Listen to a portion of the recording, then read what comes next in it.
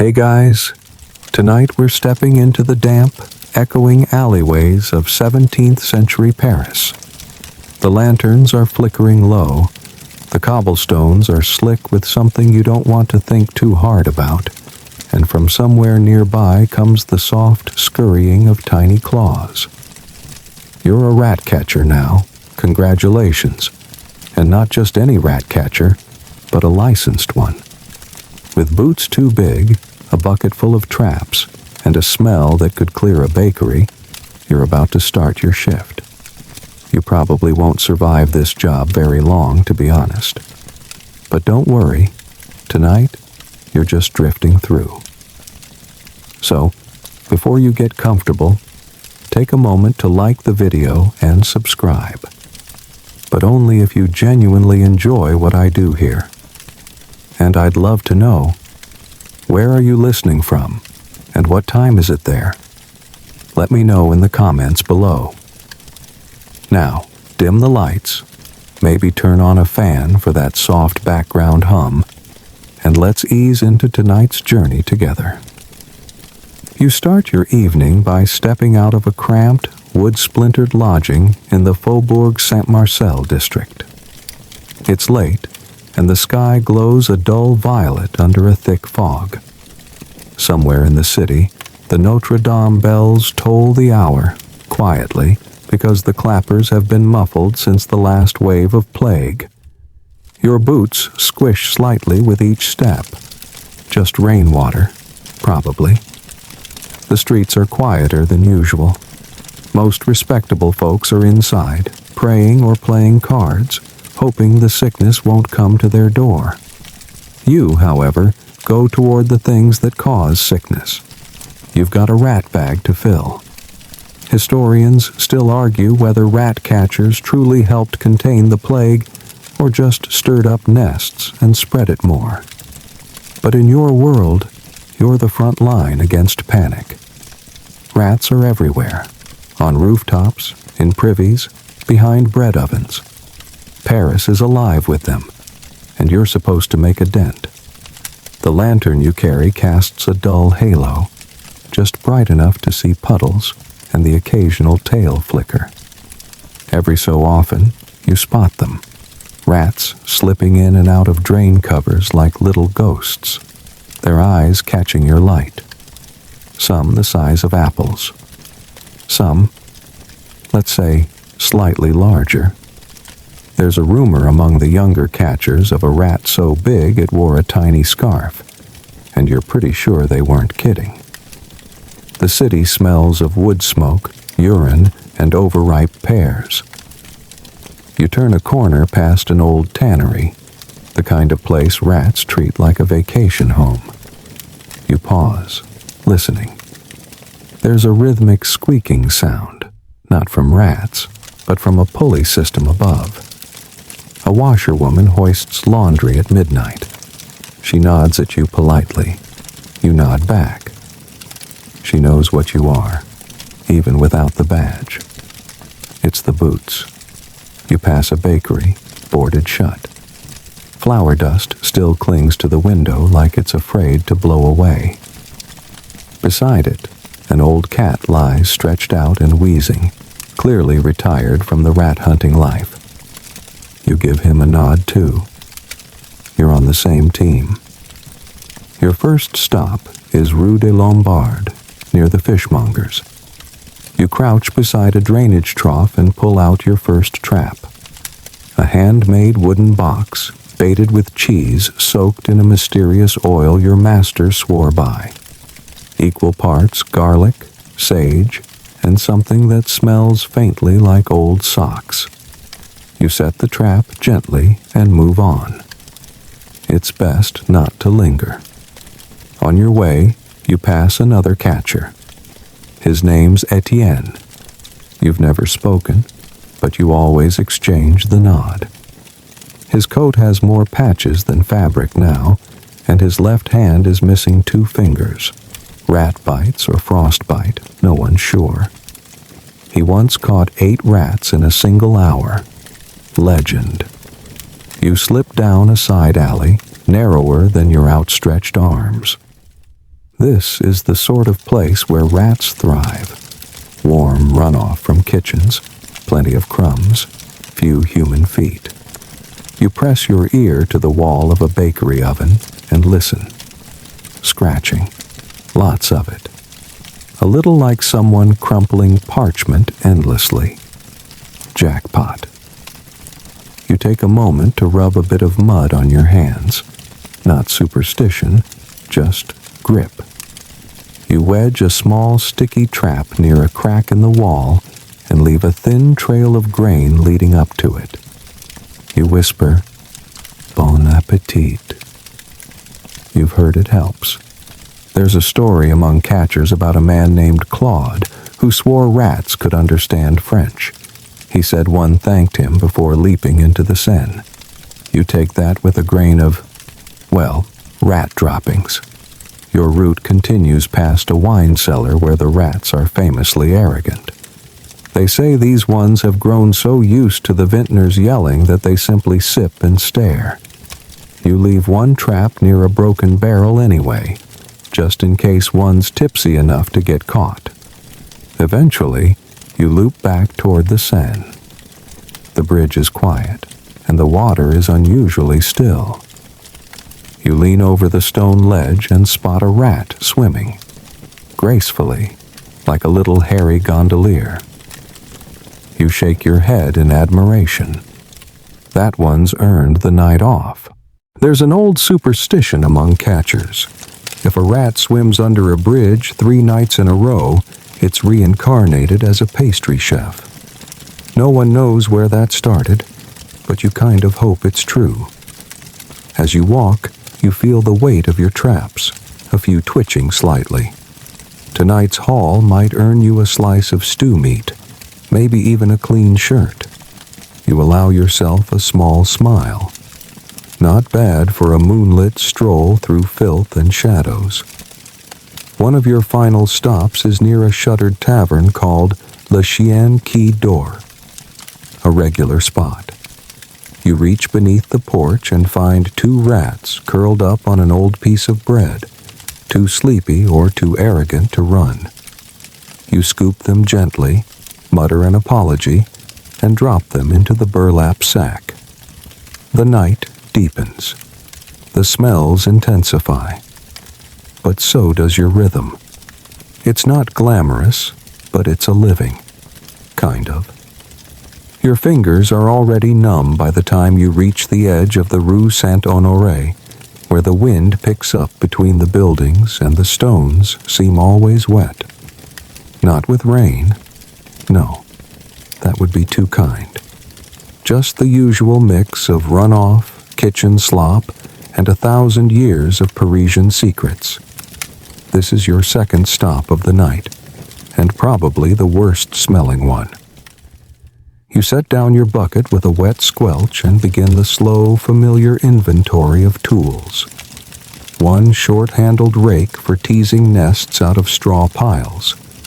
One pair of thick gloves, mostly intact.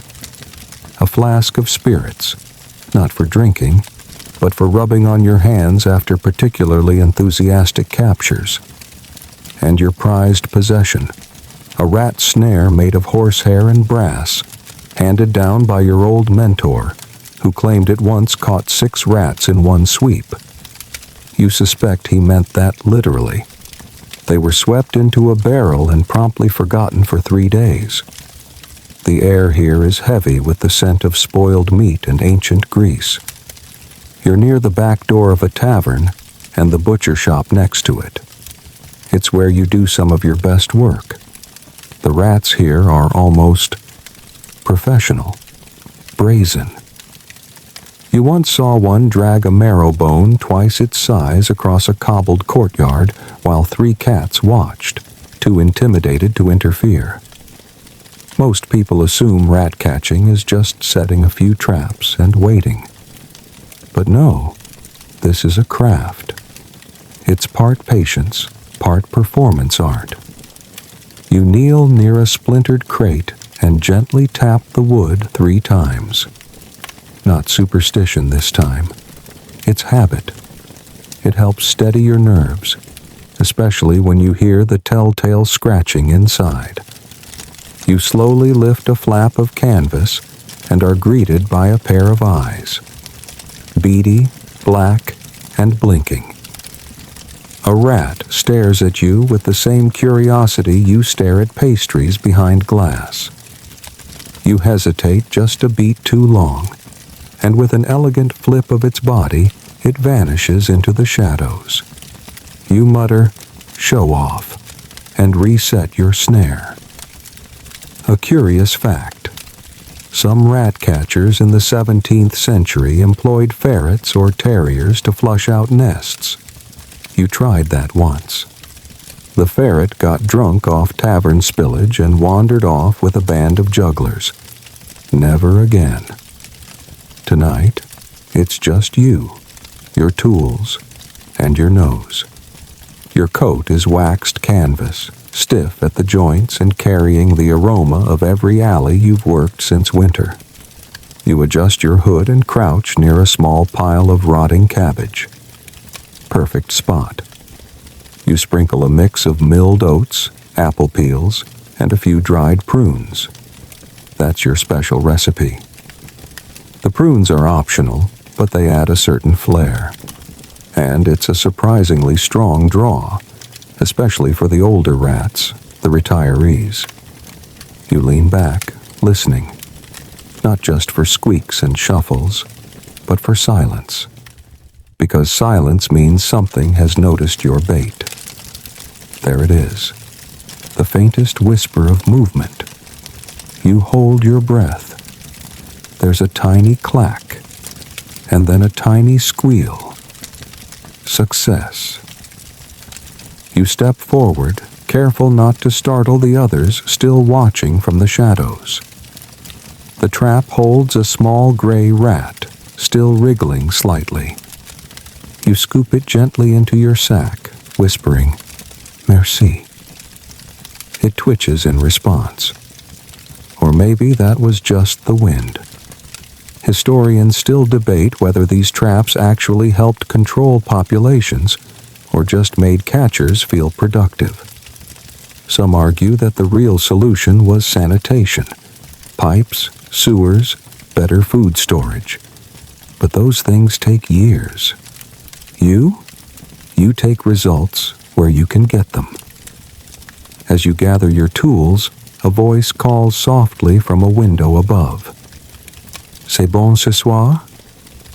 A woman, wrapped in a blanket, leans out and peers down at you.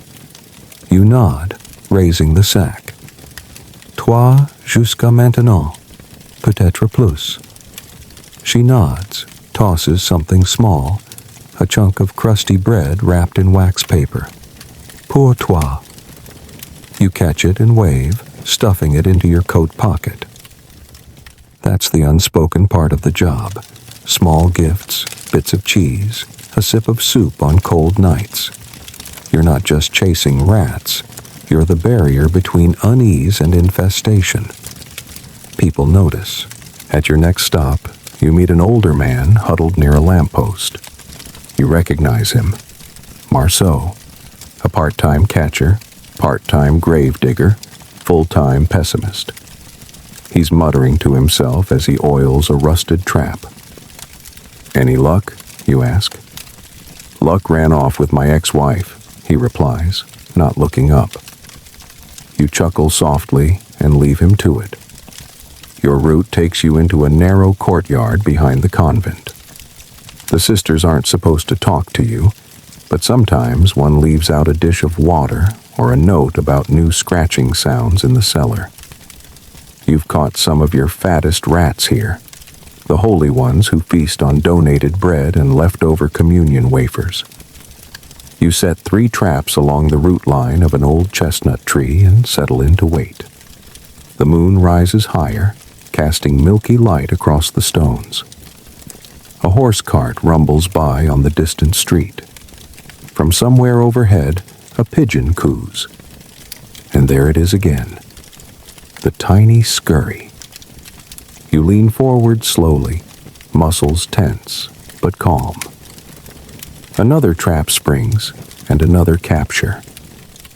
You're 2 away from your usual goal, but the night's still young. You begin to pack your tools, hands practiced and quick. You've done this so many times it's muscle memory now. 1 glove off, snare coiled, traps emptied and reset.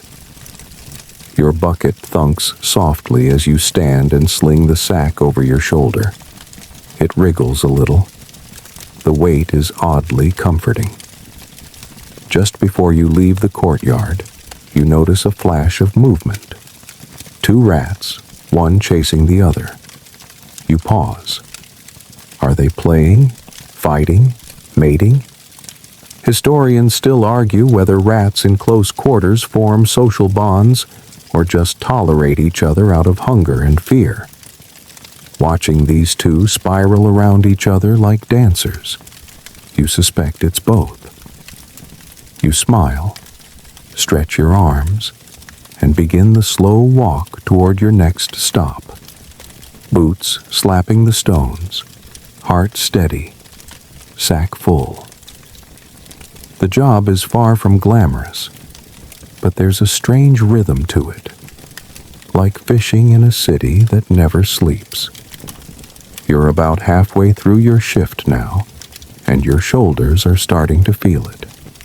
The sack of captured rats bumps gently against your back, each thump a soft reminder that, for better or worse, you are succeeding. You head toward the Marais district, where the streets are narrower and the houses lean in like gossiping neighbors. You pass a boulangerie still faintly warm from its late bake. The smell is divine. Crusty loaves, melted butter, a whisper of cinnamon. You catch yourself wondering how rats could possibly resist that. And truth is, they don't. Which makes this neighborhood one of your best and busiest territories.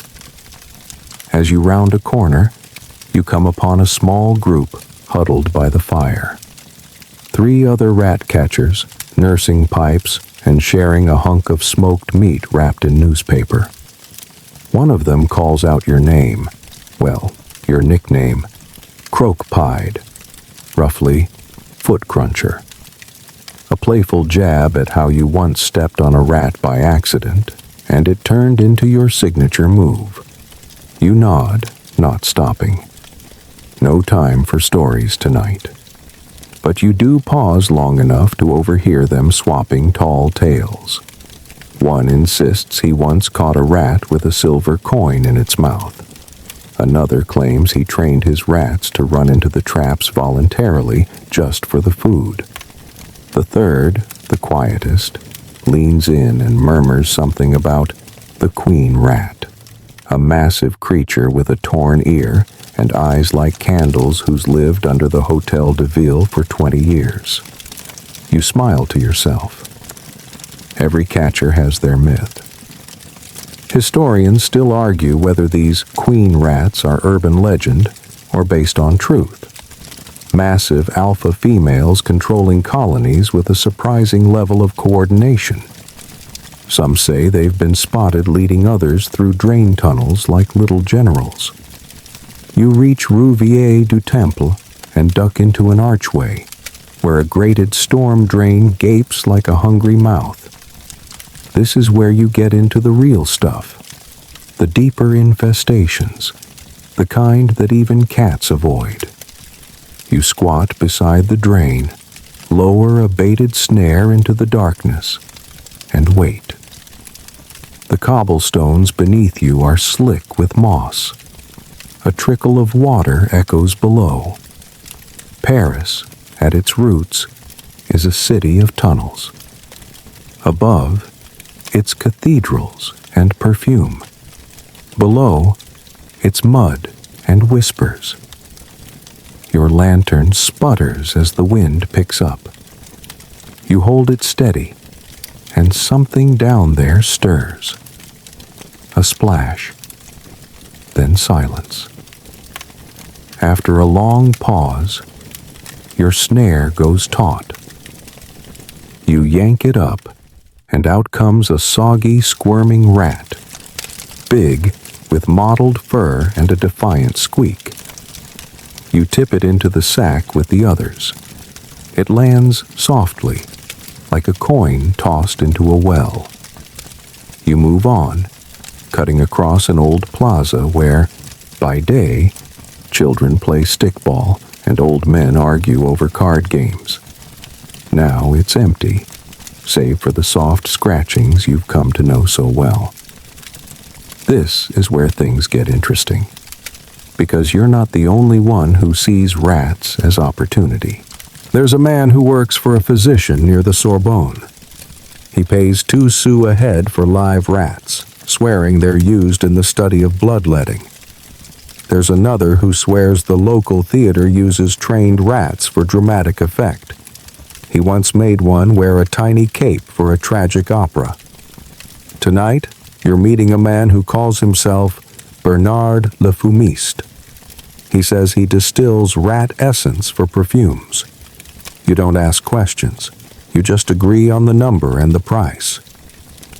Bernard waits near an abandoned fountain. He wears velvet gloves and a powdered wig that's seen better decades. You hand over a small, twitching bundle in exchange for a few coins. He sniffs the air dramatically and says, "Exquisite." You nod politely and keep walking.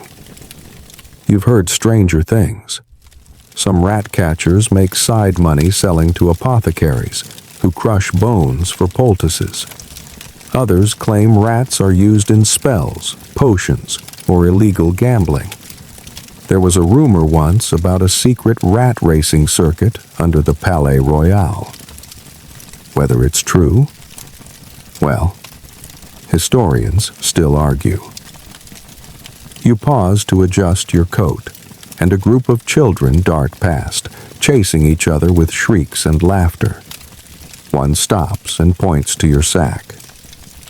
"Are those rats?" he asks, wide-eyed. You smile and say, "No, little chefs in training." He giggles and runs off. Not every moment is grim. There's humor in your trade, if you know where to look. You approach your next location, a bakery seller with a long-standing agreement. You clear out their rat problem every Thursday in exchange for day-old bread and a jar of something sweet if they're feeling generous. You duck inside, lantern held low. The cellar is warm and damp, stacked high with flour sacks and pickled goods. You hear movement immediately.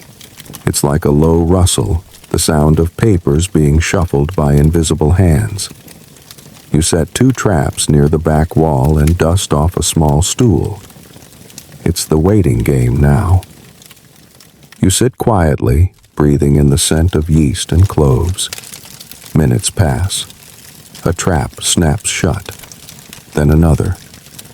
You retrieve your prizes, add them to the growing haul, and leave a chalk mark near the door. A small X that tells the baker it's been done. It's an unspoken code among catchers. Simple, effective. You emerge into the night again, colder now. You pull your hood tighter, flex your fingers. The street is quiet, the kind of quiet that makes your own footsteps sound suspicious. Above, a window creaks open, and a woman dumps a basin of water into the gutter. You sidestep it easily. This isn't your first night dance. And still, your boots keep moving. Because in Paris, in this century, in this line of work, there's always one more rat. You didn't exactly dream of this job growing up. No child in 17th century Paris whispers to the stars, "One day, I'll be elbow deep in hay piles chasing vermin." But here you are, and as you trudge toward the left bank, sack sloshing behind you, you remember your very first day as an apprentice. You were 13, awkward, and smelled faintly of goat soap. Your master was a man called Josquin Trois Dents, so named because he had exactly 3 teeth, each positioned in a different corner of his mouth. He took one look at you and said, "You're too clean. Rats don't trust clean people." And so began your education. The apprenticeship was not glamorous. Your first week involved sweeping rat droppings from under bakery counters, peeling onions for bait, and listening to long-winded lectures on rodent behavior delivered over greasy stew. Josquin claimed he could tell a rat's mood by the angle of its tail. Curved to the left, that's mischief. Curved to the right, regret.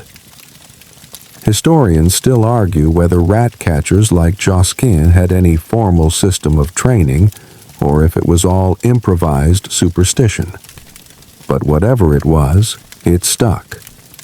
Your first catch was memorable.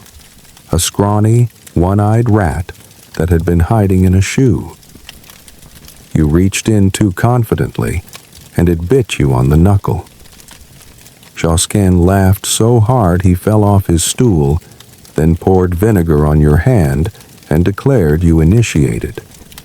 He made you carry a journal, not for deep thoughts, no, for keeping tallies. He insisted that a good catcher tracks every trap, every tale, every rat-related rumor in town. "Information is power," he'd say, tapping his temple, which always smelled faintly of pickled beets. One day, you wrote down that the fishmonger's cat had started ignoring certain corners of the cellar. "That means something," Josquin whispered. "Always trust the cats." You learned fast. Some evenings, you practiced setting traps in the dark. Josquin would hide rats in boxes and time you to see how fast you could react. Other nights, he'd make you smell different types of bait with your eyes closed. Garlic and cheese? Wrong. That's garlic and boot leather. Start again. He even had a song for luring rats, a sort of half-hummed, half-spat tune that sounded more like indigestion than melody. But strangely, it seemed to work. Eventually, he let you set your own traps. The first time you filled your own sack, he handed you a stale apple and declared, "That's dinner. You earned it." There's a memory that stands out more than the others. A freezing night in early spring. The Seine was half frozen, the wind sharp enough to shave your eyebrows.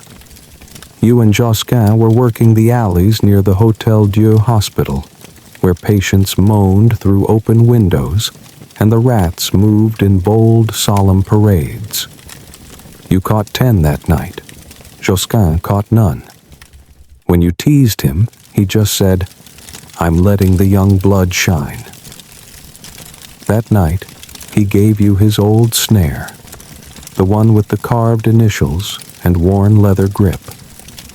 "Don't lose this.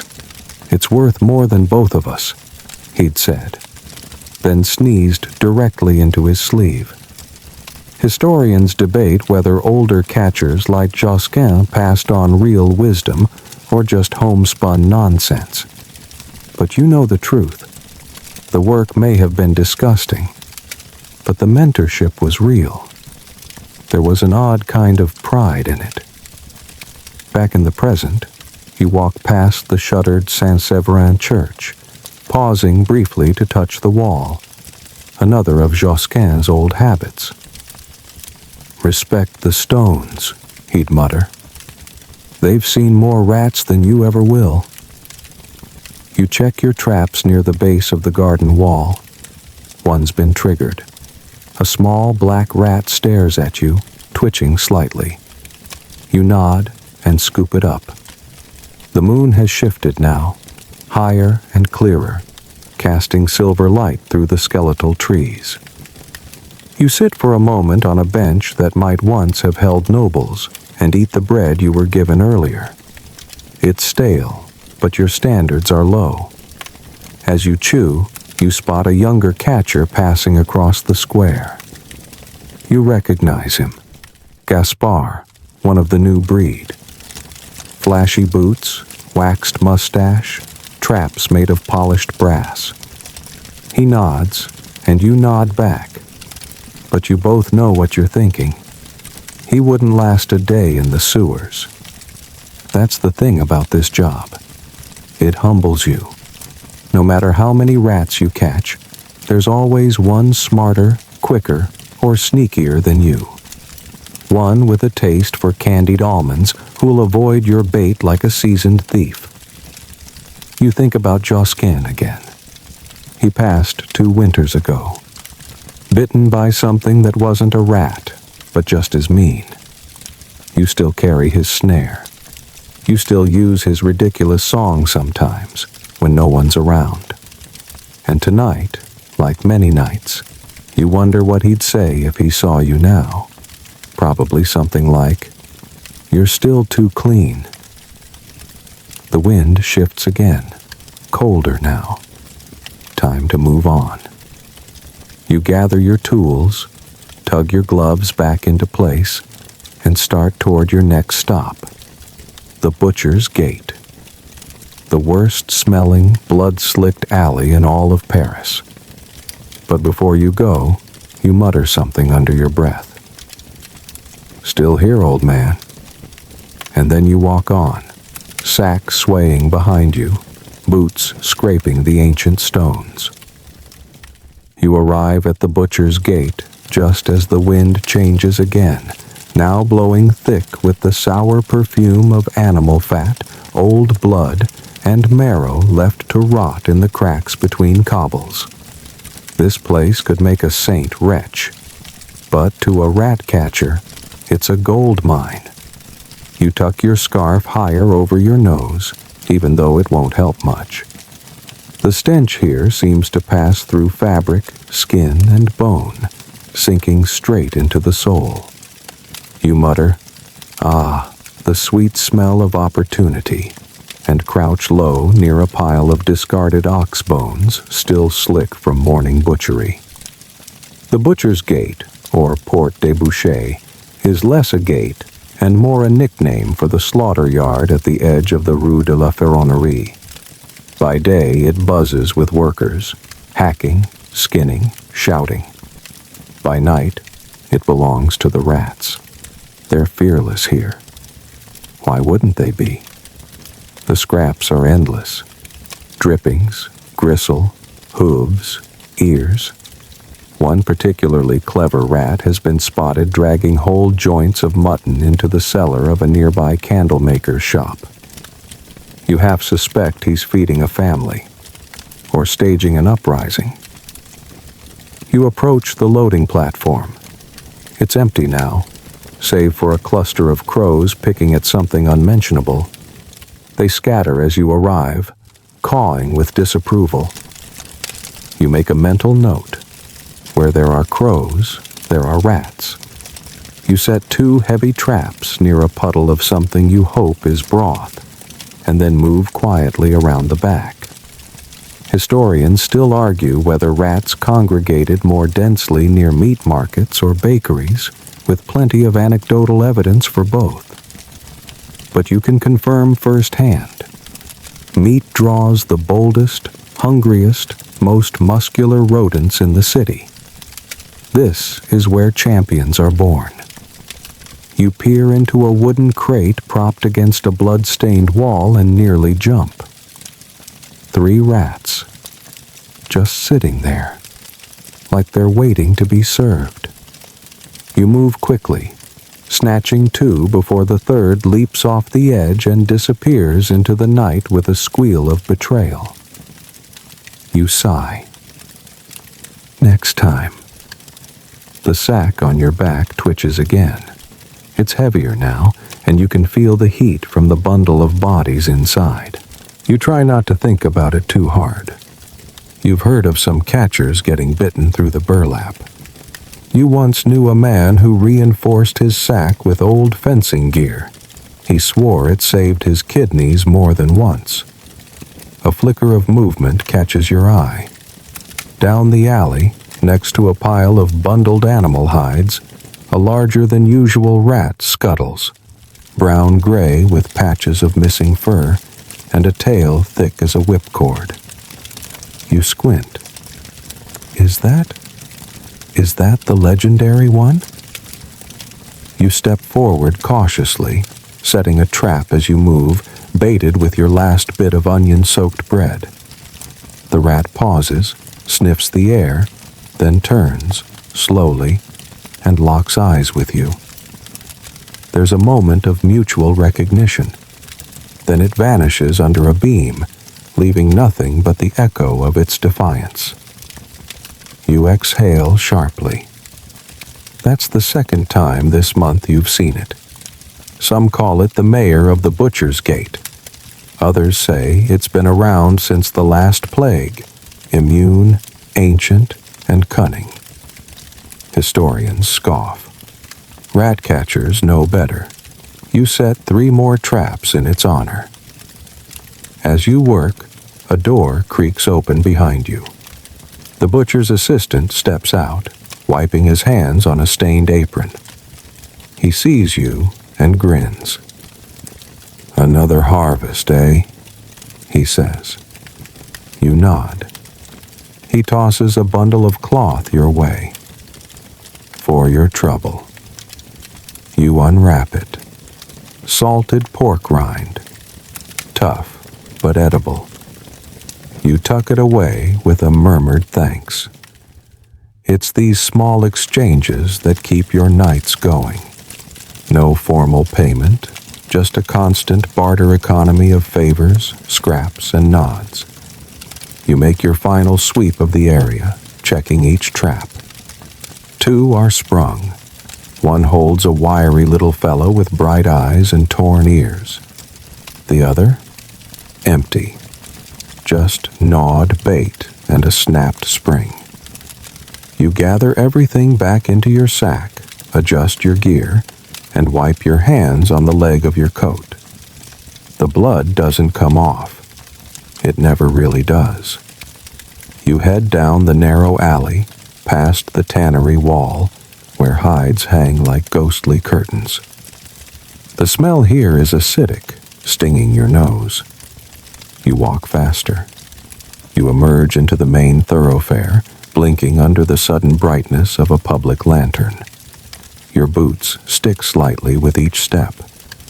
Whatever you're walking on, you don't want to know. There's a quiet pride to this kind of work. No applause, no medals. Just knowing that someone can wake up and bake bread tomorrow without a rat chewing through their flour sack. Some nights, you imagine what it'd be like to do something else. Candle making, scribal work, even chimney sweeping. But then you remember the sound, the dry little skitter of claws against stone. It's strangely comforting now. You pass a wooden sign nailed to the side of a building. Avis, récompense pour les grands rats capturés vivants, a reward for large live rats. You chuckle. Define large, you mutter. The streets are emptying. A few drunks stumble past, oblivious to the quiet war being waged underfoot. You eye a nearby drain pipe and wonder if it connects to the sewer hub under Montmartre. Maybe you'll check it tomorrow. You swing your sack around front to count, just by weight and feel. Feels like 10, maybe 11. Enough to keep your reputation intact. And with that, you head toward your next stop, the herbalist's district, where the rats nibble licorice roots and alchemy scraps. But not before one last glance back at the butcher's gate. A rat sits on the beam, watching you leave. It doesn't blink. You tip your hat. Respect where it's due. You head southeast toward the Rue des Herboristes, the alley of herbalists, where even the rats seem to smell vaguely of thyme and moldy lavender. This stretch of Paris is quieter, less screaming, fewer chamber pots raining from above, and the air carries strange, flowery notes that mingle unsettlingly with your usual perfume of damp wool and rat. The cobblestones here are uneven, worn smooth by centuries of foot traffic, and carts loaded with bundles of sage, licorice root, dried nettle, and things too bitter for tea, but good enough for poultices. You pass shuttered stalls with signs painted in curling letters. For the gout and melancholy, powders for virility, and one particularly concerning placard that simply reads, "Prepared leeches." Rats love it here. Not for the ambiance, of course, but for the loose bins, dropped herbs, and piles of fragrant refuse that build up behind each shop. Some catchers hate working this district because the smells interfere with their bait. But not you. You've learned how to listen for rats here instead. You round a corner and crouch near a collection of crates behind Madame Chorel's apothecary. Madame herself, a severe woman with eyebrows like dagger blades, occasionally leaves out experimental baits for you to test. Tonight, you find a crust of something sprinkled with fennel and, judging by the scent, dried goat's milk. You grimace. The rats will probably love it. You set 2 traps and nestle yourself onto a rickety barrel, careful to avoid splinters. You close your eyes just for a moment and let the ambient sounds roll over you, the faint drip of a drain pipe, a distant horse's hooves, the musical tinkle of wind through drying sage bundles, and beneath it all, that familiar whispering scurry. The first trap clicks within 2 minutes. The second doesn't even last that long. You retrieve the twitching bundle and bag them both, murmuring, "Good taste, lads," before checking the alley for more signs. Rat trails here are harder to see, masked by powdered chalk and herbal dust. But you've developed an eye for the faint furrows and delicate paw prints that cut through powdered camphor like a signature. Historians still argue whether rats used olfactory memory to return to the best food spots, or if they simply followed instinct. Watching them in the Rue de Herboriste, you'd swear some of them have favorite vendors. You've seen the same fat rat nibble rosemary from the same crate 3 weeks in a row. Name's probably Claude. You round back to the rear courtyard, where the herbalists dump their spoiled stock into a wide wooden bin. It's a riot of texture and smell, stems, roots, withered petals, shriveled citrus rinds. You hear rustling before you even get close. You pause. Something's different. Not the usual frantic shuffle. No, this is slower, deliberate. You crouch lower and peer between slats. Inside, a rat the size of a small loaf of bread is casually munching what appears to be crystallized ginger.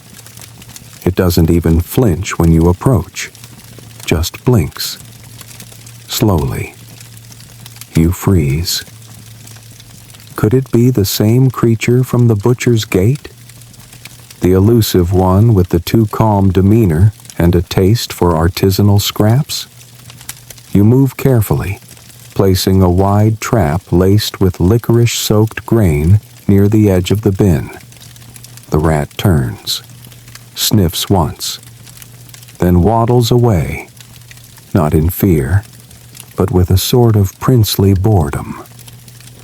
You sigh. You win this round, Your Highness. You set 3 smaller traps instead, baited with fig peel, and wait. Within 5 minutes, 2 spring shut. The third remains untouched. You hear the sound of someone clearing their throat behind you. It's Madame Chorel herself.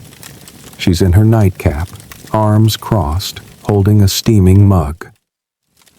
"You're frightening away the ones who chew my yarrow," she says. You stand and give a small bow. "Only the worst offenders, madame." She eyes your sack. "Leave the bodies.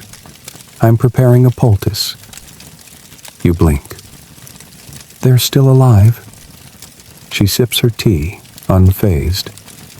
"Better." You do as told. It's not the strangest request you've had. Madame once asked for a rat that had eaten only licorice root for a week. You're still not sure why. Some apothecaries claim rats possess medicinal qualities: ground bones for arthritis, cooked fat for skin infections, and in rare cases, boiled whole rats for internal bleeding. You try not to think too much about the recipes. You head out of the courtyard, passing a collection of hanging bundles that brush your shoulders: dried mint, bay leaves, lemon balm. Your coat now smells slightly less like sewer and slightly more like a salad. The air is colder now. Your breath puffs in little clouds as you trudge toward your next target, the alley behind the spice merchant's hall, where the rats are fast, small, and oddly picky. You pause briefly beneath a crumbling statue of Saint Denis, who holds his own head in his hands. Appropriate. That's about how you feel after 8 miles of walking, crouching, baiting, and lifting burlap sacks full of wriggling tails. You crouch by a stone trough to rinse your gloves, water numbing your fingers instantly. In the reflection, you see the pale glow of moonlight dancing across your brow. You look tired, but there's still work to do. Somewhere in the shadows, something squeaks. You smile. That's your cue.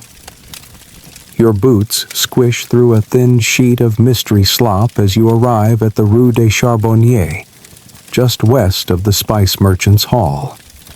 The cobblestones here are warped and darkened by centuries of spills, mostly harmless but occasionally explosive, depending on who mismeasured the pepper and gunpowder imports that month. This street is where the business of vermin control gets complicated. You're no longer dealing with just rats. Now, you're tangling with the law. A small rusted placard nailed to the corner post reads, "Captureurs agréés seulement, par décret du Conseil de Ville, 1643. Licensed catchers only." You pat your badge, a bent brass disc stamped with a barely legible city seal, tucked deep inside your coat pocket. You've been stopped before. Historians still argue whether these licenses were effective safeguards or just a way for Parisian officials to skim coin off a dirty profession. Some believe they were only enforced when politically convenient. Others insist rat catchers had to bribe inspectors just to keep their rounds. You've done your fair share of both. Tonight, though, you seem to be in the clear. No guards, no watchmen, no nosy clerks asking for handling taxes. Just you and the scent of paprika, cloves, and very old wood. You crouch by a half-rotted barrel overflowing with cracked cinnamon sticks and powdered saffron dust. This is rat nirvana. High flavor, low threat. And best of all, human negligence. The Spice Boys never clean up after themselves. You shake your head and mutter, "Amateurs." Then set 3 traps in a wide arc. As you wait, you glance up at the tall wooden shutters overhead. A light flickers behind one. The merchant still works late, balancing his ledgers and counting every missing ounce of cumin. If only he knew the rats were shipping it off in their tiny wagons. You chuckle at the thought. A rat-run spice trade, dealing cardamom on the black market. Your first trap snaps, then another. You retrieve them swiftly, dropping the squirming bundles into the sack. One is squealing especially loudly. You tap the side gently. Settle down. You're scaring the saffron. A door creaks open behind you. You spin, hand on the closest snare. It's a young city clerk, pale and pinched, with ink-stained fingers and a face built entirely for suspicion. "Do you have a valid license for this quarter?" he asks, voice trembling slightly. You sigh and pull the badge from your coat, flicking it into the lamplight. He leans in close, squints, then nods, grudgingly. "Make sure your reports are submitted before the week's end," he says, disappearing back into the gloom like a bureaucratic bat. You shake your head. Paperwork. The silent killer. Truth is, the rat-catching trade has always lived in this murky place between necessity and nuisance. Some city officials praise you as heroes of hygiene. Others treat you like parasites in fancier boots. Either way, you keep showing up. Because someone has to. You finish gathering your traps and make your way toward the Hall of Spices proper. A long building with wooden arches and carved signs for every merchant inside. The place is a maze. Boxes everywhere. Sacks of chili powder, twine-bound parcels of nutmeg, piles of bay leaves and juniper berries. And rats. So many rats. They dart in and out of the shadows like shadows themselves, leaving behind neat little chew marks and mysteriously emptied peppercorn bags. You see one now, bold as brass, perched atop a sack of coriander like it owns the place. You creep forward, slow and steady, and then, snap. Trap 3 hits, pay dirt. You reach out with a gloved hand, lifting the rat and gently placing it into the bag. This one's plump and sleepy, probably lulled into a stupor by the mix of aromas. You understand. You once nearly passed out back here yourself after kneeling too close to a pile of cinnamon bark. There's a legal ledger stashed under a workbench nearby. You peek at it sometimes while waiting for traps to snap. It lists every rat turned into the city tally, with names scribbled in the margins. Jean Lecourt, François Delombre, Sylvie Queue Rouge. All catchers, all competitors. Some of those names are crossed out. You try not to wonder too hard about why. A little-known fact. Many rat catchers falsified their numbers, claimed 20 rats when they caught 10, or traded bodies to inflate their nightly reports. There was even a brief scandal where one crew was caught sewing 2 small rats together to claim a bonus for oversized capture. Historians still squabble about how widespread the fraud was, but you've definitely seen stitching. You move through the rest of the merchant hall like a ghost, setting bait near a crate of dried turmeric, then near a sack of cracked black pepper. Within minutes, you've caught 3 more. Your sack groans. You're going to need a second bag soon.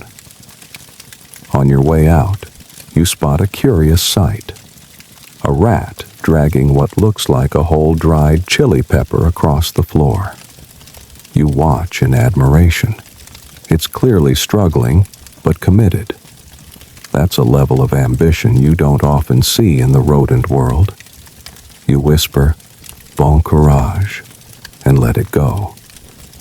Back on the street, the spice air gives way to something fouler. Old fish, perhaps, or just the natural breath of the Seine this time of year. You check the sky. Still hours to go before dawn. The moon has dipped slightly, casting long shadows between the buildings. You walk slowly, savoring the rare lull. Your traps are nearly full, your boots are soaked, your hands ache from gripping cold brass. But you've kept the city a little cleaner than it was. And somewhere, a pepper merchant is going to wonder where all the coriander went. Not to worry, it's in good paws. There's a new ache settling into your lower back, the kind that arrives only after hoisting a sack of disgruntled rats for 5 straight hours. Still, there's one more stop on tonight's route before your hands get too numb to tie knots. The curious side of the rat-catching business, supplying the city's oddest customers. You veer toward the Rue des Arcandiers, a strange little street wedged between the hospital gardens and the puppet maker's quarter. It's a place that smells like boiled beetroot and burning glue, and the sounds at this hour range from murmured prayers to distant, unhinged laughter. You try not to ask too many questions. Your first appointment is with Dr. LeMay, a man who wears too many scarves and insists on calling rats specimens. You found him a few winters ago hunched over a cauldron of boiling something or other, muttering about bile and blood flow. He pays well, in coin or warm soup, and claims that rat anatomy holds the key to understanding the deeper harmonies of humors. Historians still argue whether early modern physicians genuinely believed in the medicinal value of rats, or if they were simply using what was cheap and abundant. Either way, you've delivered enough to LeMay to know he's not just collecting them for fun. You knock at his crooked door, and it opens before your knuckles make contact. LeMay peers out, wild-haired and blinking like he hasn't slept in 3 days. "Excellent timing," he says, ushering you in with a flurry of hand gestures. "I've prepared the jars." You step into the cluttered front room, careful not to knock over any of the teetering stacks of dried livers and scrawled anatomy charts. A fire sputters in the hearth, sending up a smell not dissimilar to old leather and cough syrup. LeMay pulls out a scale. You drop 3 live rats into a small wire cage beside it. They twitch and clamber over one another, squeaking with soft complaint. "These will do nicely," LeMay murmurs, plucking one up with tongs and dropping it into a cloth-lined box. "I'm examining the spleen's resilience under conditions of elevated melancholy." You have no idea what that means, and frankly, you don't want to. You just want your coin. He hands over 5 sous and a paper-wrapped wedge of something steaming. "Stewed parsnip and marrow. You'll eat it or regret it." You nod politely and back out of the door before you see what happens next to your specimens. Out on the street, you tuck the paper-wrapped food into your coat. Your next stop is considerably less scientific. You pass through the faded wooden arch of the puppet maker's quarter, a place of shadows and strings, where heads dangle from hooks and laughter drifts from curtained windows. You once found a rat here in a miniature dress. You try not to think about that too much. There's a man here, Monsieur Fronsac, who pays for live rats that perform. No one knows exactly what he means by that, but he insists they must have presence and strong stage instincts. You suspect he's just lonely. You arrive at his workshop to find the door ajar and the sound of a music box tinkling inside. A dim lantern sways near the entrance, casting silhouettes of tiny figures dancing on the walls.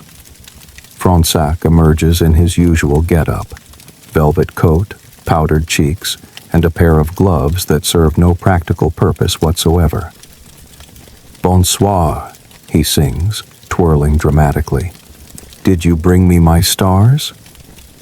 You present a small cage of 5 rats, selected based on agility, brightness of eye, and, as far as you could tell, charisma. Ooh, Fronsac croons, peering inside. This one has talent, I can tell. You hand them over, and in exchange, receive 2 coins and a small marzipan treat in the shape of a turnip. I shall call him Maurice, Fronsac says to the smallest rat, cradling it like a newborn. He will play the villain. You bow slightly and retreat before you get recruited into a dress rehearsal. Some people find the idea of rat theater absurd. Others find it strangely moving. Historians still debate whether such performances were common or just isolated bits of Parisian eccentricity. You've seen enough velvet waistcoats for rats to know. It was very real. There's one final supplier you visit occasionally, a woman named Sylvette, who dabbles in alchemy, herbalism, and occasionally what you suspect might be light necromancy. She doesn't like live rats. She wants bones, clean, dry, precise. You haven't had time this week to prepare a proper set, but you've set aside a few older carcasses in the shed behind your flat. You make a mental note to bring them tomorrow, once they've been aired. As you head back toward the main road, a rat darts across your path, too quick for a trap, but not too quick for your eye. You recognize its coloring, pale gray with a splash of white on the tail. You've seen it before, twice, once near the cathedral, once behind a bakery. You whisper, "You again," but make no move. Some rats aren't meant to be caught. Some seem almost aware. You sling the now lighter sack over your shoulder, stretch your aching back, and let out a sigh. A chill breeze sweeps down the alley, rustling your coat and carrying the faintest whiff of marzipan and spices. The moon's a little lower now, the city quieter. Somewhere behind you, Maurice is probably being coached on how to dramatically expire during Act 3 of The Rat Who Loved Too Much. You can't help but smile. In Paris, even the rats get a curtain call. You're walking the Rue Saint-Antoine now, lantern low, sack rustling softly at your hip, headed for what might be your least favorite part of the trade, rival territory. This section of the city, between the old Tannery Lane and the river docks, belongs, unofficially, to a different breed of rat catcher. They call themselves the Guild of Rat Crushers. Not catchers, no. Crushers. They wear thick leather aprons, carry iron-tipped clubs, and have a reputation for solving pest problems with extreme prejudice. You've always preferred finesse, trap setting, luring, studying the little beasts. They prefer, well, stomping. The rivalry between catchers and crushers isn't written down anywhere, but everyone knows it. You've been glared at. You've had your traps smashed. Once, someone replaced your bait with soap. The rats didn't go near it for days. You pass a corner where someone has painted a crude rat on the wall, with a crushed tail and a sad little X for an eye. Subtle. Tonight, you're not here to challenge turf, just to work around the edges, maybe sweep up where the crushers missed. There's always something they don't catch. You just have to be quiet about it. You slip into a narrow alley behind an old grain store.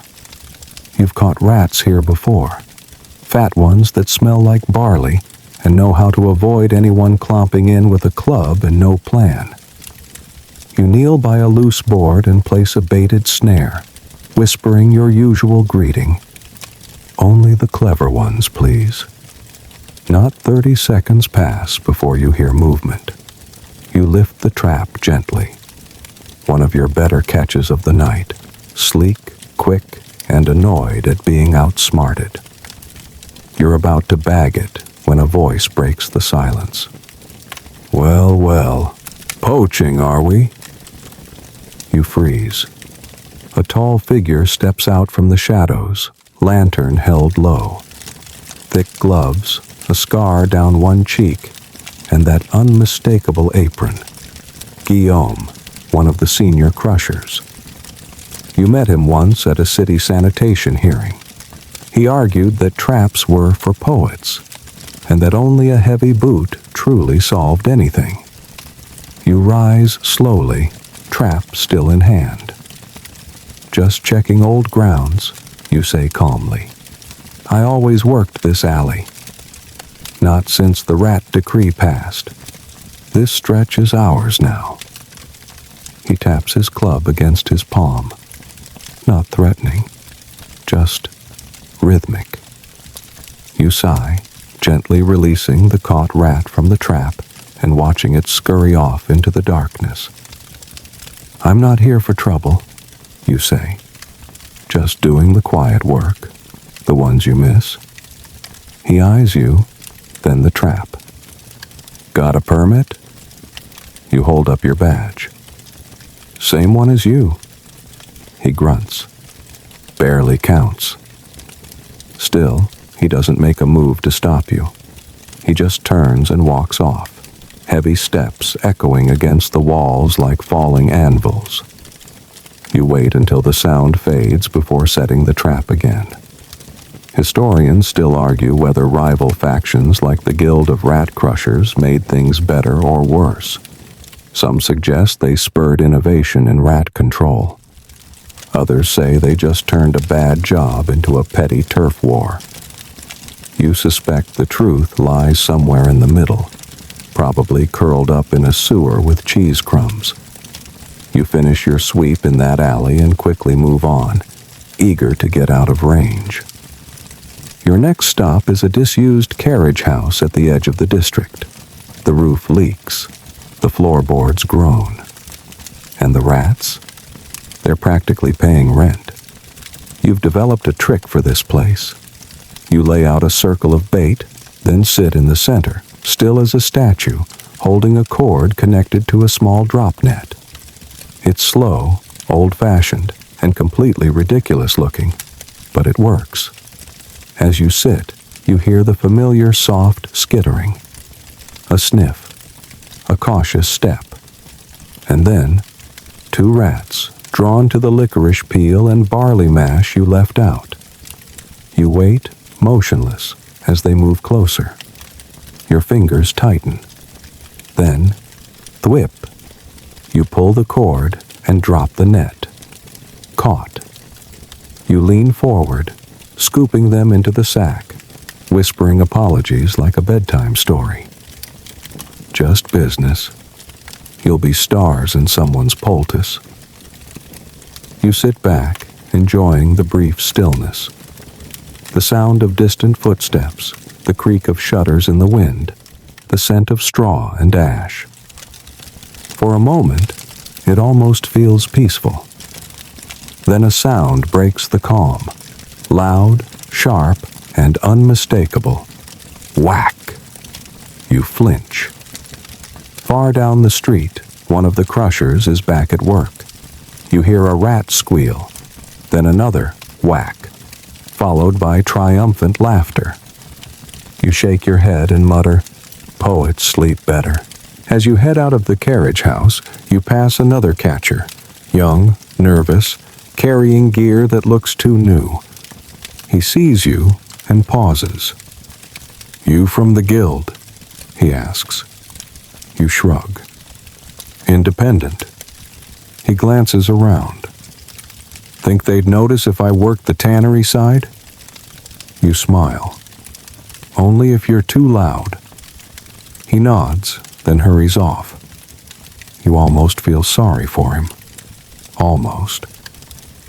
The night deepens. The moon ducks behind clouds. Your breath fogs in the air as you make your way back toward neutral ground, sack fuller than it's been all week. You pass the same wall with the crushed tail graffiti. This time, you add a quick mark of your own beside it. A circle. Open at one side.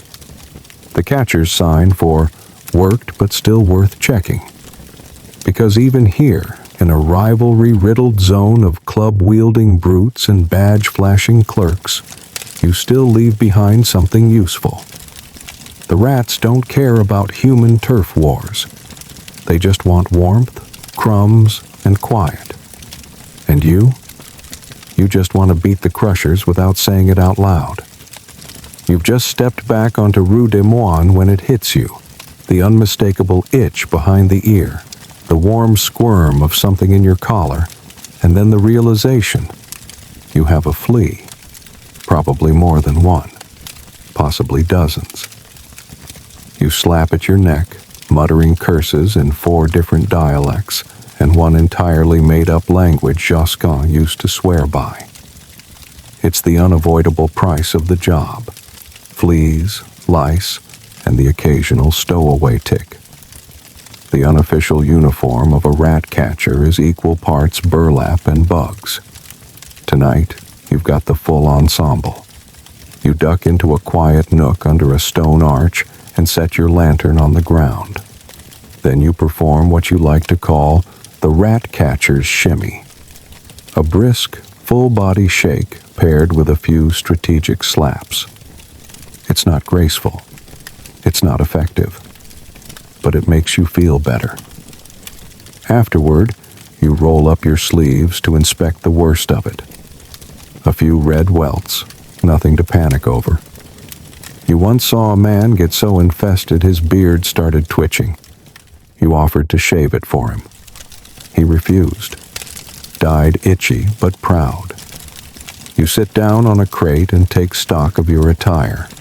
Your coat, patched. Your gloves, damp. Your boots, reliable but no longer waterproof. And your hat, missing since the spice merchant's district. You suspect a clever rat made off with it for nesting material, or for flair. Hard to say. Historians still argue whether 17th century rat catchers had standardized uniforms or just cobbled together whatever survived the night. From what you've seen, it's mostly the latter. Some wear heavy leather aprons, some wrap their feet in cloth. You once met a catcher who wore a stovepipe hat filled with lavender sprigs, claiming it kept the fleas dizzy. You're not sure if it worked, but he always smelled nice. You retrieve a spare neckerchief from your pack and dab at your forehead. The air's grown warm and close, the kind of pre-dawn humidity that makes your fingers stick to your trap handles. Not that you mind. The rats are most active just before sunrise. It's when they start to think the night belongs to them again. You make your way to a familiar courtyard tucked behind an old printing house. The ivy on the walls is half dead. The well in the corner has long gone dry, but you know this spot. It's a favorite haunt of a peculiar subspecies, the book rats. Yes, really. They chew on glue bindings, paper scraps, and the leather straps from discarded volumes. You once found a rat gnawing on a copy of Ovid's Metamorphoses. You named him Virgil. Tonight, you spot movement near the base of a shuttered window. A group of smaller rats, likely young ones, dart back and forth along a crevice in the wall. You crouch slowly, place your traps, this time with a special bait. Boiled grain mixed with ink residue and a drop of molasses. A printer's delicacy. One by one, the traps spring. You retrieve 3, lively, twitchy, annoyed, and gently settle them into the bag. You pause to listen. More movement, just beyond your reach. You leave one final trap and move on, trusting the rhythm of the street. As you pass a cart full of firewood, you spot another catcher, this one dressed entirely in green, with bells stitched along his sleeves. You stare for a moment, then realize it's Jacques, the flamboyant one. Claims his bells keep the rats alert, so he can see which are brave enough to approach. You suspect he just likes the noise. He waves cheerfully. Any good catches? You nod. A dozen and counting. He raises an eyebrow. You're glowing. Fleas or pride? You laugh. Bit of both. Jacques reaches into his coat and tosses you a tiny tin. Rosemary and turpentine. Rub it on your sleeves. Might keep 'em out of your ears. You thank him and pocket it. The camaraderie among catchers is strange that way. You might be rivals, but you still trade remedies and rat names like old friends. You turn toward the city's western edge now, heading for the final stops of your route. The neighborhoods grow quieter here, nobler. Fewer rats, but better fed ones. They live off cream scraps, truffle dust, and whatever falls off the plates of bored aristocrats. As you pass under an iron street lamp, your shadow stretches long ahead of you. For a moment, it looks like someone else entirely. Taller, leaner, somehow cleaner. You smirk. Nice to meet you, Monsieur Illusion. You check your sack again. 23 by your count. Some catchers would lie and say 30. But you're not here for numbers. You're here for the quiet victories. Like the time you found a rat curled up asleep in an old boot next to a lump of sugar. You left that one alone. Anyone who finds sugar in a boot deserves to keep it.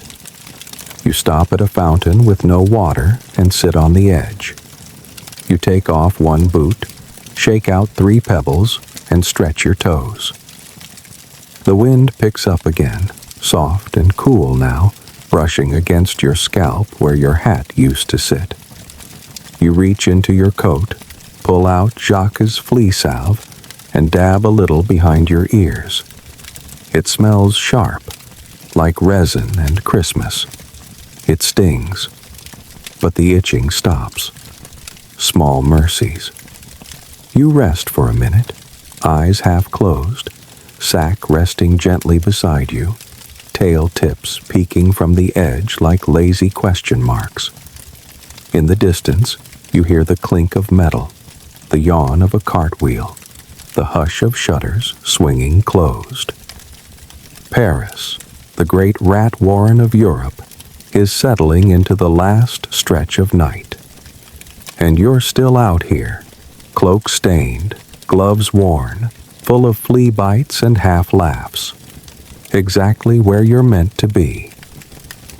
The final leg of your night brings you to the part of Paris where even daylight seems to hesitate. The tunnels. They call them sewers, but really, they're more like cathedrals for filth. Arches of stone, glistening walls, slow-moving rivers of things you'd rather not name.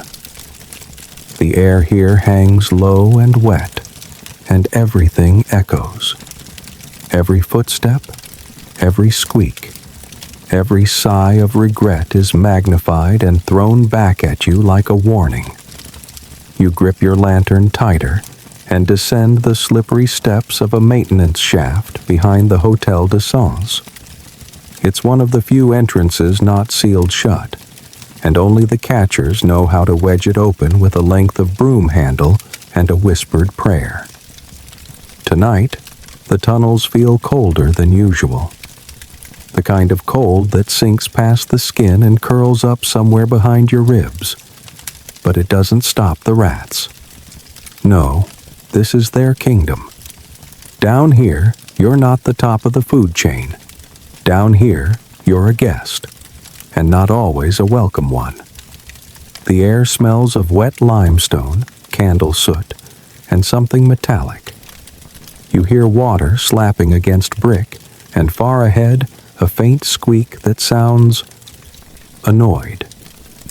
You crouch low and begin your usual ritual. 2 traps near the storm grate, 1 near the runoff pipe, and your special blend of bait. Anchovy paste, onion bits, and the rind from the cheese the butcher gave you last week. It's potent enough to wrinkle your own nose. Rats adore it.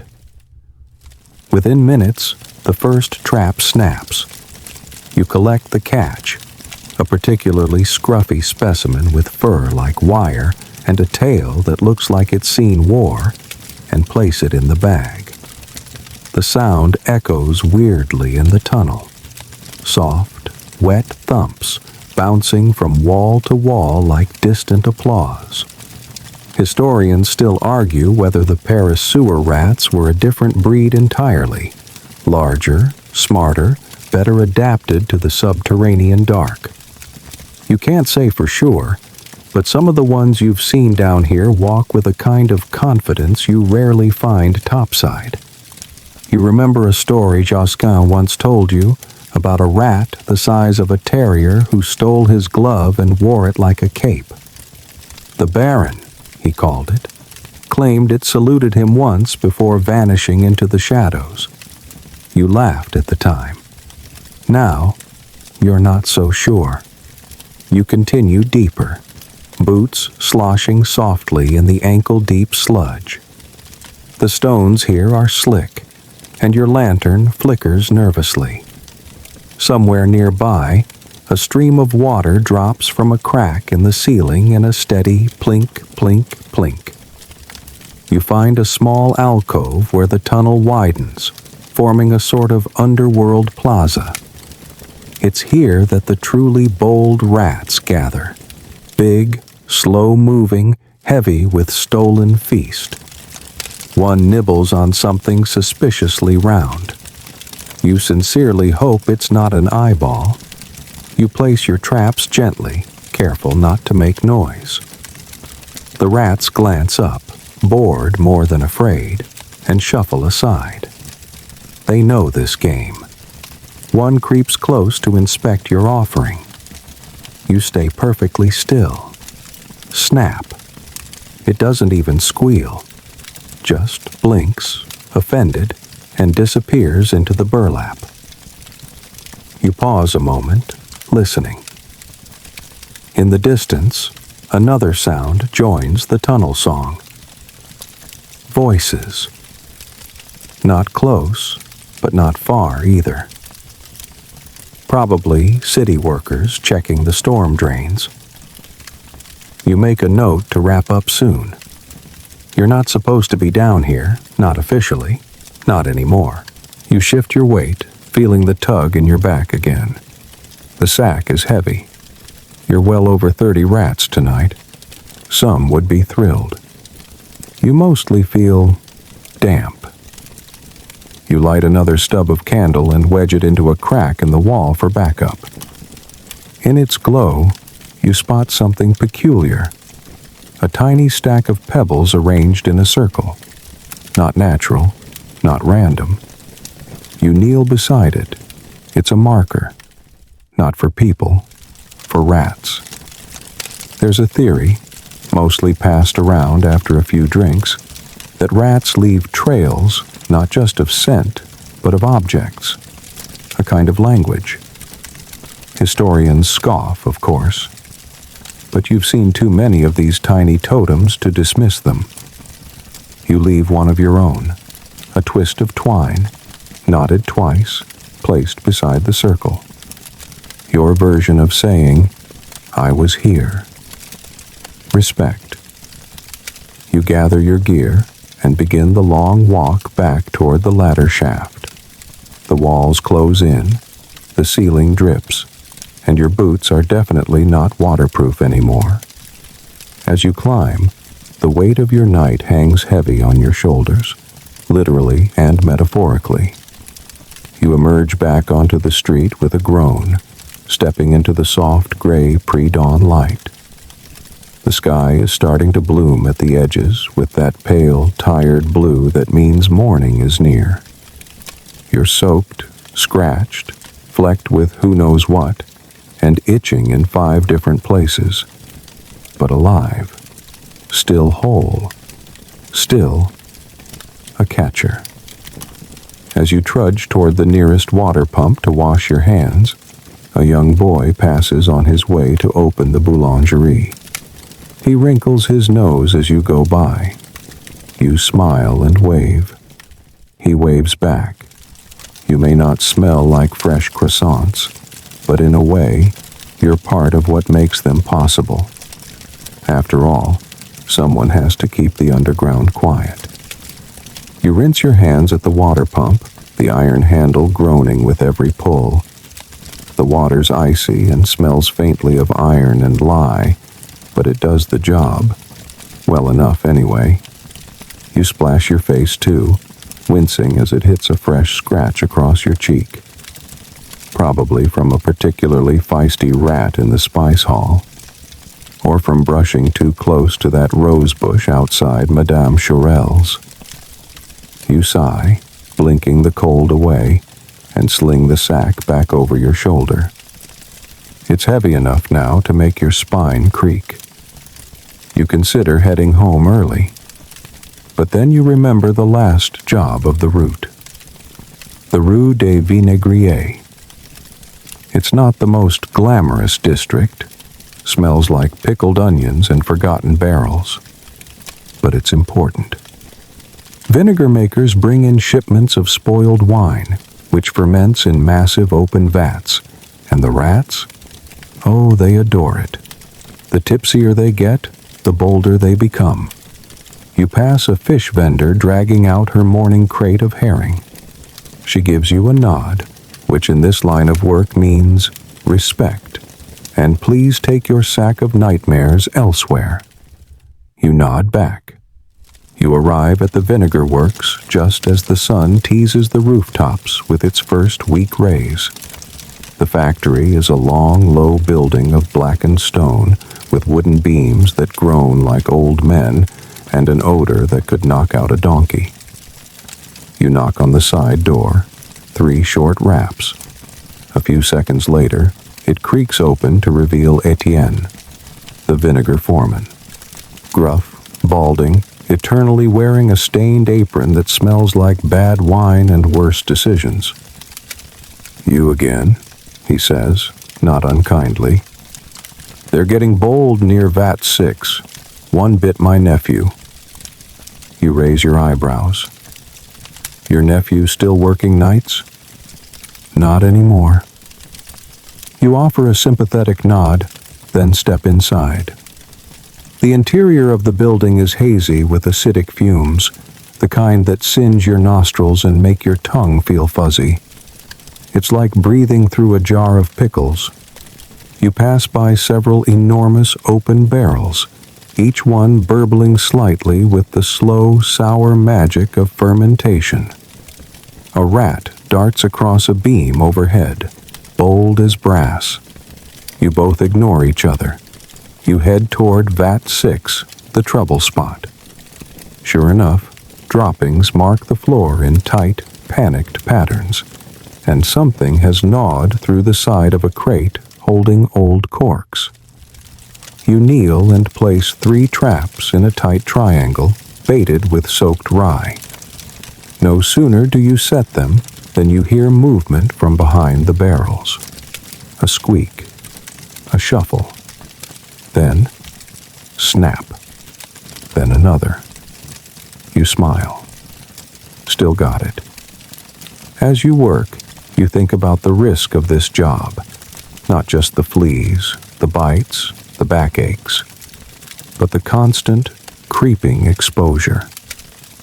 People talk about catching the plague from the air, from the water, from bad soup. But you touch rats for a living. It's not heroic. It's not even respected. And yet, it matters. Historians still argue whether rat catchers had any real effect on disease prevention. Some say the numbers never budged. Others say it wasn't the catching. It was the knowledge. The awareness of where rats gathered, where food was stored poorly, where the city was weakest. You gather your traps, now heavier by 3. and stand to stretch. Etienne appears with a ladle of vinegar-soaked bread. "For your trouble," he says, grinning like this is gourmet fare. You accept it graciously. It tastes like regret, but it's warm. You pack up your gear and make for the back door, stepping over a sleeping dog that's learned to ignore your smell. You push through into the cool morning air, blinking at the sudden brightness. Paris, barely waking. You pass early risers opening shop doors, a milk cart rattling past, and the quiet chime of a church bell far across the river. You stop at the base of an old statue, Saint Roch, the unofficial patron saint of plagues and pestilence. Someone has tied a blue ribbon around his wrist. You set down your sack beside him and lean against the stone, just for a moment. You imagine him watching over you, wincing slightly at your smell, but grateful nonetheless. Your fingers ache. Your coat is stiff. You've caught more than 35 rats tonight.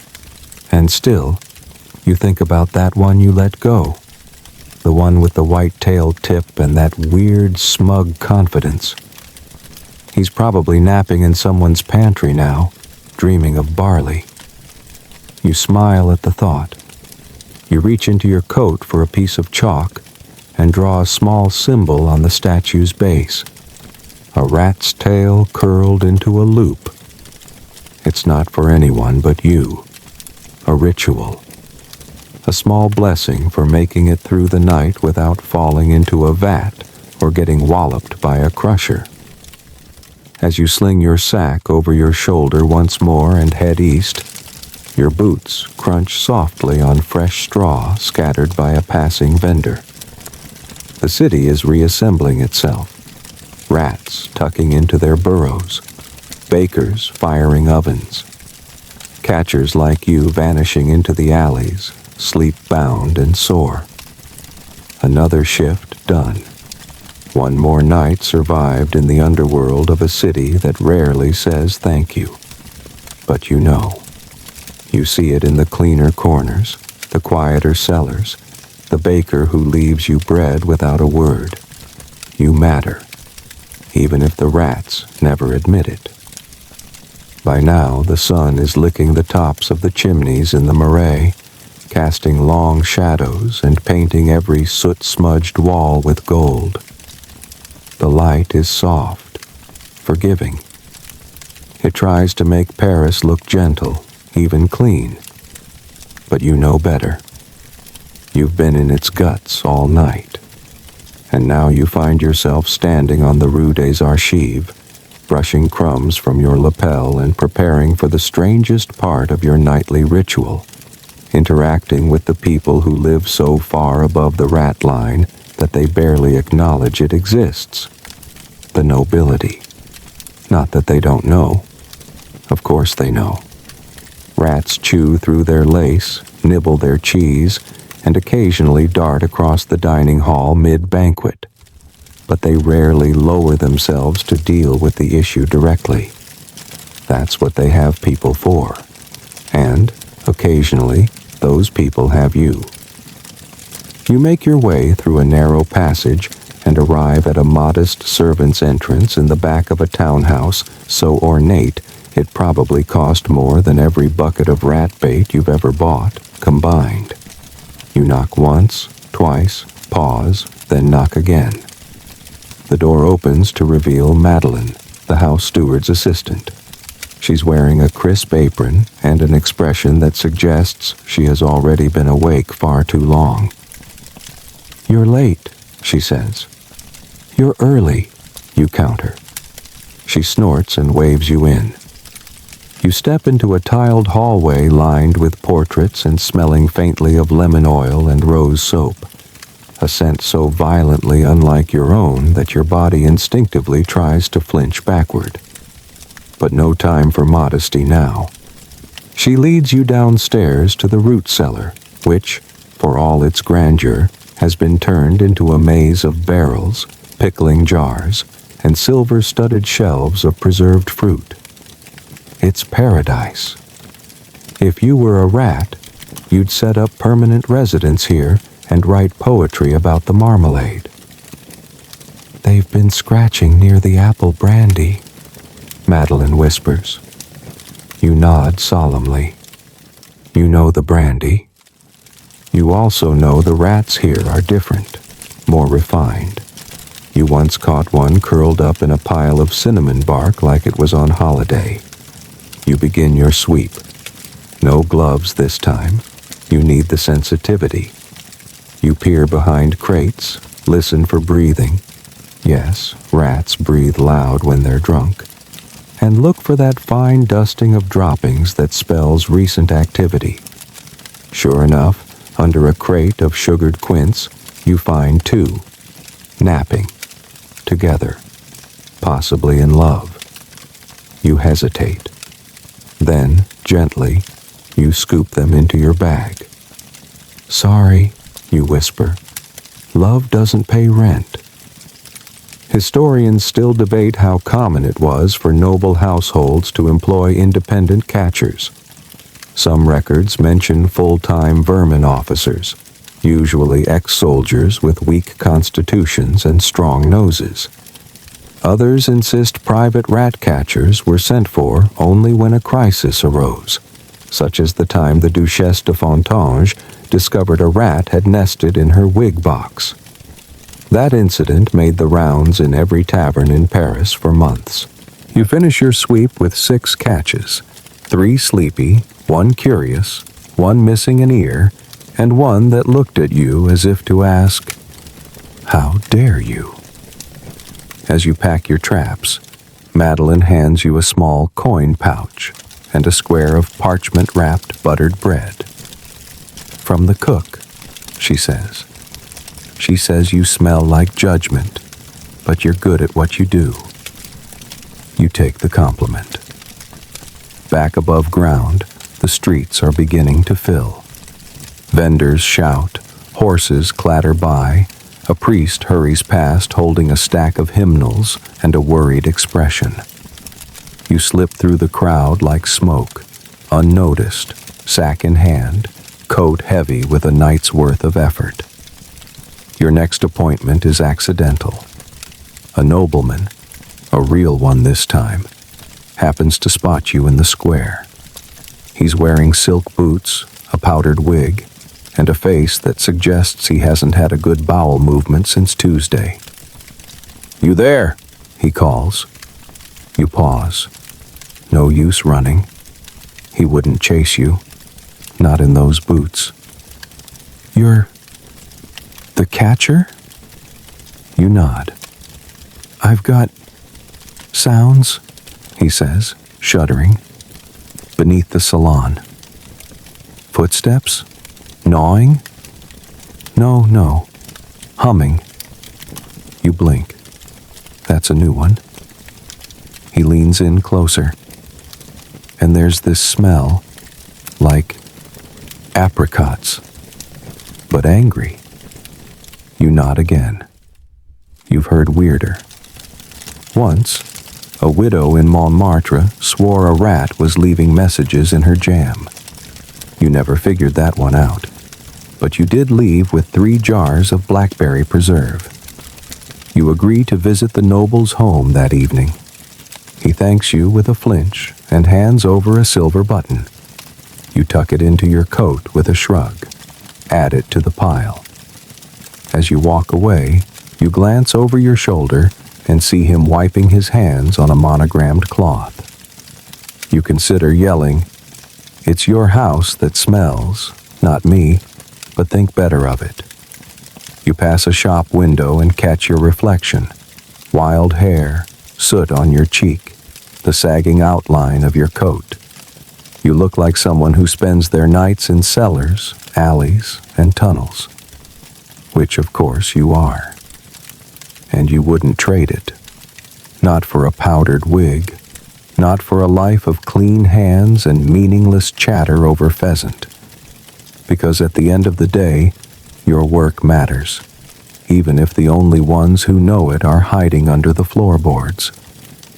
The sky has now fully shed its shadows.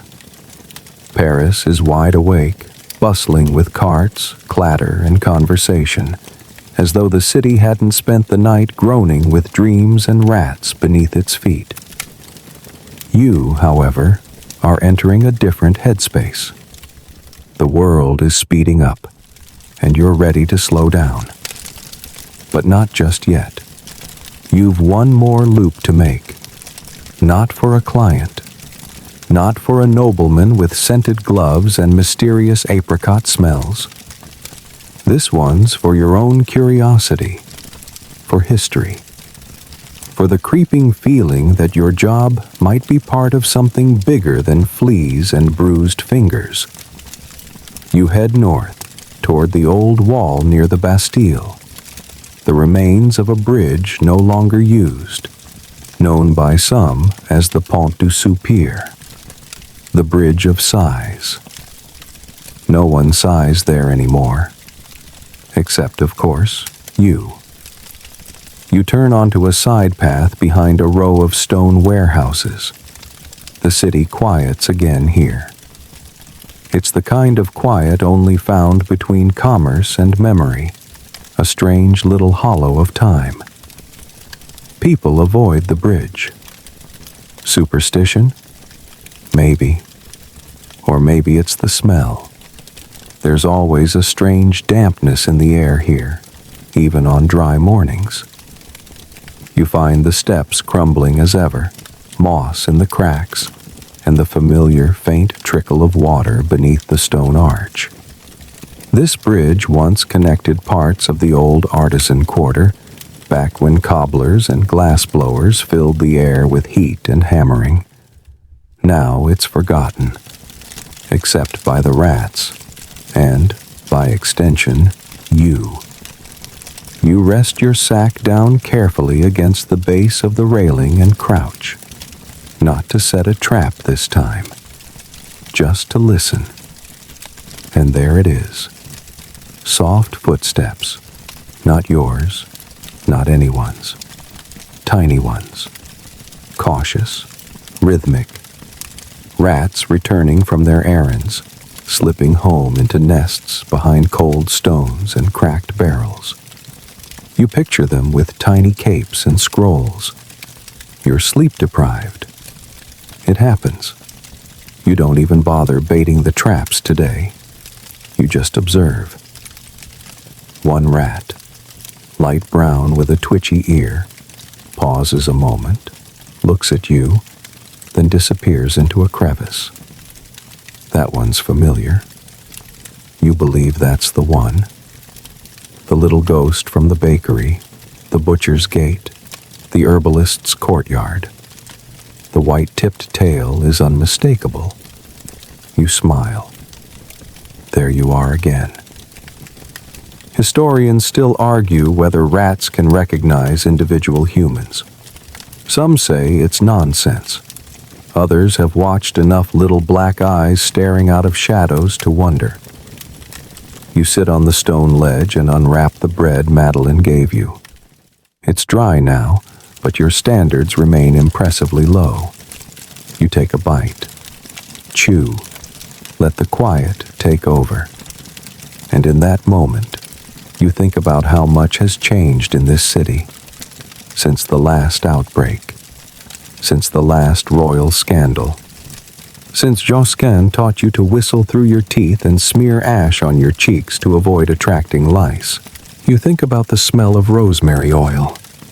The puppet master naming his rats. The apothecary who wanted spleens. The noble who thought rats could hum. And above all, you think about the absurd, oddly noble rhythm of this work.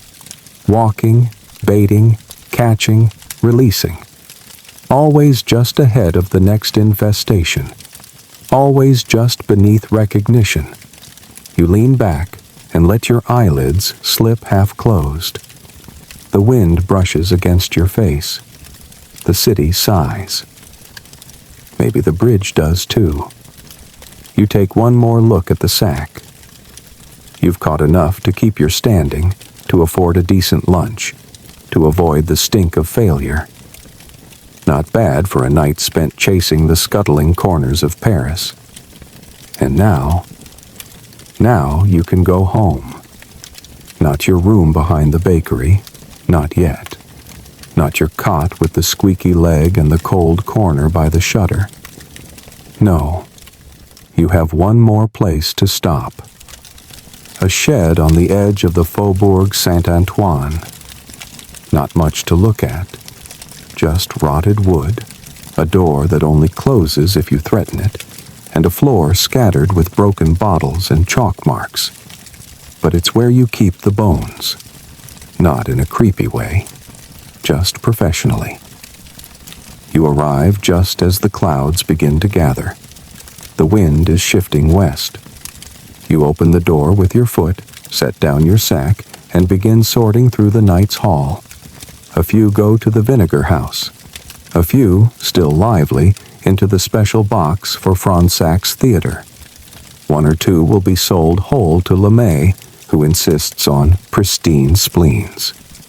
The rest? You sigh and take out the small knife, the jar of lye, and the tiny brush. It's not glamorous, but bones are bones. Sylvette pays top coin for clean ones. You've got a system. Feet first, tail last, everything in order. Dignity, even here. And as the rain begins to tap on the roof, lightly, like a drummer warming up, you whisper to yourself the line Josquin always used. No one thanks the catcher, not until the cheese goes missing. You grin. It's good to be unseen. It's good to be useful. And tonight, like every night, you were both. You finish sorting your final catches just as the rain begins to speak louder, spattering the roof of your shed in bursts of rhythm. It's not a storm, just a steady curtain, soft enough to be soothing. Paris, rinsing off the grime of another restless night. You stand at the shed's threshold and watch the drops dance in the puddles. The air is cooler now, full of petrichor and something floral, perhaps from the herbs crushed underfoot at the spice hall, still clinging to your boots. You stretch, slowly, carefully. 1,000 little aches complain in harmony, but you're used to that. Your body has been bent into this work like leather shaped by time. Even the knots in your shoulders feel earned. And now, the best part of your shift. The slow, quiet walk home. No traps, no twitching burlap. Just you, the misting rain, and the city still caught in the liminal space between night and day. You pass closed shutters, still dark behind their panes. You pass cats perched like gargoyles, watching with narrowed eyes as if to say, "You're late." You nod back. Rue de Lappe is empty, the taverns silent. Even the drunkards have crawled home by now. A single candle flickers behind a laundry shop window, casting long, trembling shadows over drying linen. It's a lovely sight. Peaceful, like the city is holding its breath before the bread rises, the haggling starts, and the clamor of human life resumes. Your coat is soaked through by now, but the warmth of motion and the weight of a job well done keep you steady.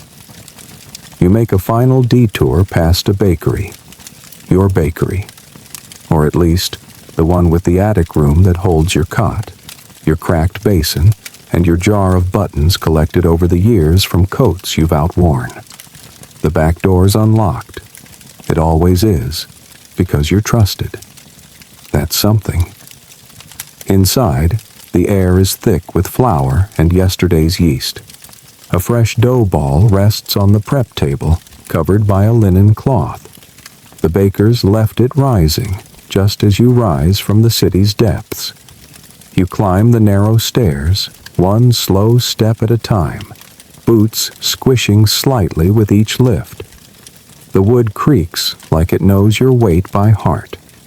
In your room, the light filters through the slats in gentle stripes. You hang your coat near the fireless hearth, drop your gloves with a slap, and finally, unlace your boots. You sit on the cot and exhale. You look down at your hands, still smudged, still nicked, but skilled, familiar, yours. There's a basin of water waiting on the nightstand, still clean. You splash your face, watch the filth swirl, and then, only then, sink into the cot, curl beneath the wool blanket, and allow the rest to come. You think of the rats, resting now too, in their corners and burrows, of Frontzac's next puppet play, of LeMay's strange humoral experiments, of noble cellars and vinegar vats, of tunnels and statues, and the way that one rat looked at you like it knew your name. It's a good tired. You've done well. And as your breath slows and your muscles soften into the shape of the bed, you feel yourself slipping down, past memory, past the night's scuffles and laughs, into that calm, dark water of sleep. And now, as we leave Paris behind, and the last echoes of bootsteps fade beneath ancient arches, you allow yourself to breathe slower. Let your chest rise and fall, like the tide of the Seine under moonlight. Let your jaw unclench. Let your shoulders settle. There's nothing left to catch tonight. The rats have gone quiet. The streets are empty. The traps are stored. And the city, loud, lovely, impossible Paris, has given you this one gentle moment to just rest. Let the damp stone walls of the tunnels soften into memory. Let the scent of vinegar and clove dissolve into a warm, comfortable stillness. You are no longer walking. You are floating. You are sinking into soft earth, into wool blankets, into breath and stillness and sleep. The sack is gone. The gloves are off. The only thing left now is peace. No squeaks, no clerks, no nobles with apricot concerns. Just the quiet hush of rain outside your window and the warm hum of dawn behind your eyes. Let yourself drift. Let the last bits of night slip away like candle smoke curling upward. You've done enough. You are enough. Sleep well, little catcher. You've earned it.